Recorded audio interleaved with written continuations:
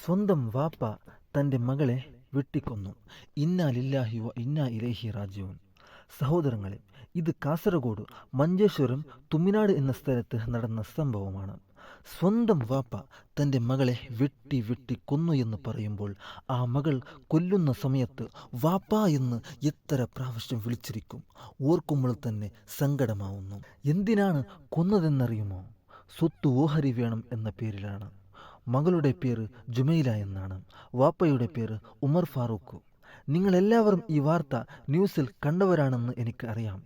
ഇത് നടന്നത് മിഞ്ഞാന്ന് ബറാഅത്ത് ദിനത്തിൻ്റെ ഒരു ദിനം മുമ്പാണ്. ബറാഅത്ത് ദിനത്തിൽ ഇവരെ കബറടക്കിയിട്ടുണ്ട്.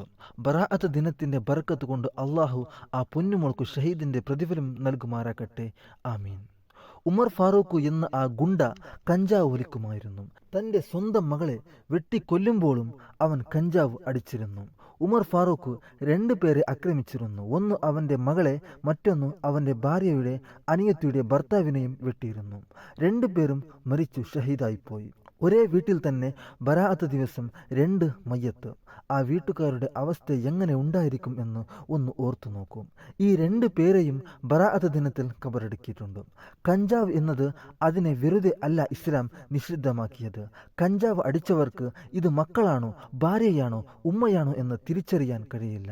18 വയസ്സ് മാത്രം പ്രായമുള്ള ജുമൈല ഇന്ന് ഖബറിൻ്റെ അകത്താണ്. ജീവിച്ചിട്ട് ജീവിതത്തിൻ്റെ കൊതി തീരാത്ത പെണ്ണ്. അള്ളാഹുവെ, ആ പൊന്നുമോൾക്ക് നീ സ്വർഗം കൊടുക്കണേ റബ്ബേ. ആ ഉമർ ഫാറൂഖിനെ കോർട്ട് തൂക്കിലിടണം.